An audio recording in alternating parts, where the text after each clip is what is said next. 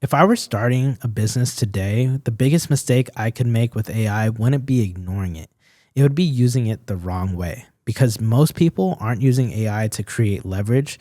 They're using it to create more noise. They ask it for content ideas, scripts, and even shortcuts. And then they're wondering why nothing is compounding. You see, AI doesn't fix unclear thinking. It simply amplifies it. So if I were starting over, the first thing I'd understand is this. AI is not a replacement for leadership. It's simply a multiplier for clarity. Hi, I'm Christian Graham, co-founder and CEO of Americross Media and the MK Lab, and business coach to 6, 7, and 8-figure entrepreneurs. And in this video, I'm going to walk you through how I plan on leveraging AI to scale my business in 2026 and how you can too. Because the truth is, if you can't create an ad campaign, AI won't do it for you. And if you don't know who your creative is for, AI won't design it for you.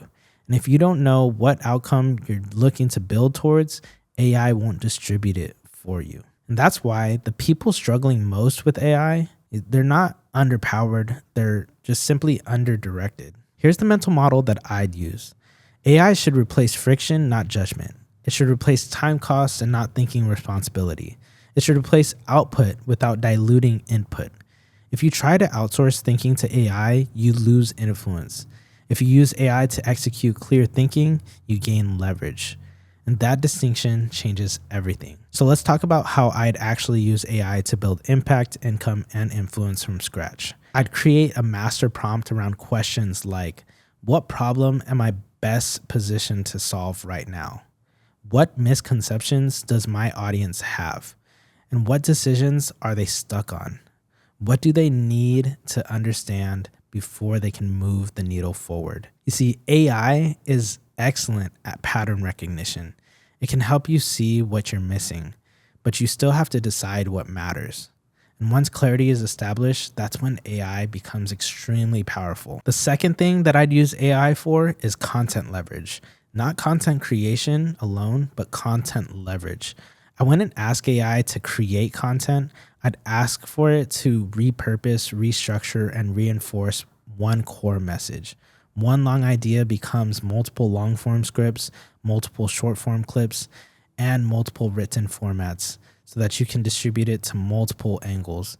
The same message, just different doors. Most people use AI to say more. I'd use it to say the same thing more clearly, more consistently, and more often, over and over again. That's omnipresence with intention. And the third thing I'd use AI for is decision support. This is where most people underutilize it. AI can really help you think through trade-offs, pressure test assumptions, model certain scenarios, and clarify your priorities. But again, it doesn't decide for you. So it reflects your thinking back to you. Leaders can't give up responsibility. They need to increase perspective and creativity so that they can create great prompts that produce great outputs without sounding like a soulless robot. That's how I'd use AI. The fourth thing I'd use AI for is operational efficiency. AI should reduce the time you spend on repetitive tasks, admin work, basic research, drafting systems, image creation, presentation, and even appointment setting, so that it frees you to do the only things that can't be automated, like strategy, relationships, decision-making, and creative direction. If AI isn't buying you time, it's not leverage. It's really just distraction. And here's the mistake that most people make. They try to use AI to skip steps. They want it to replace experience and replace disciplines and replace clarity. But AI doesn't reward shortcuts. It rewards structure. The people who win with AI aren't necessarily the most tech savvy. They're the most intentional. They know exactly what they're building. They know exactly who they're serving, and they know what outcome they're moving toward. All right, so here's how I think about AI if I were starting today. I wouldn't ask, how do I make more money with AI, right? I'd ask, how do I remove the friction between the value I provide and the people who need it? See, that's impact, that's income, and that's influence. And then you leverage AI to become the bridge and not the source. Your source needs to still come from your unique experiences, your offer, and your authoritative capacity to serve through. And here's the final piece that most people miss. Using AI well requires restraint. Just because you can create more doesn't mean you should. Just because you can automate doesn't mean you should remove yourself.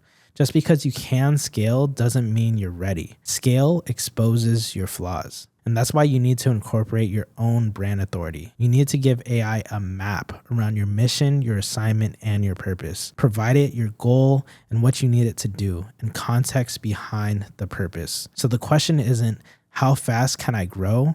It's how solid is what I'm building. Stop asking AI to replace your thinking and start using it to refine, reinforce, and scale it. And if you want more content on building impact, income, and influence using modern systems without burnout or compromise, subscribe and give this video a thumbs up and turn on the notification bell. And comment leverage if you're ready to use AI as a multiplier and not a crutch. And until next time, stay blessed, stay grounded, and let's grow. Peace.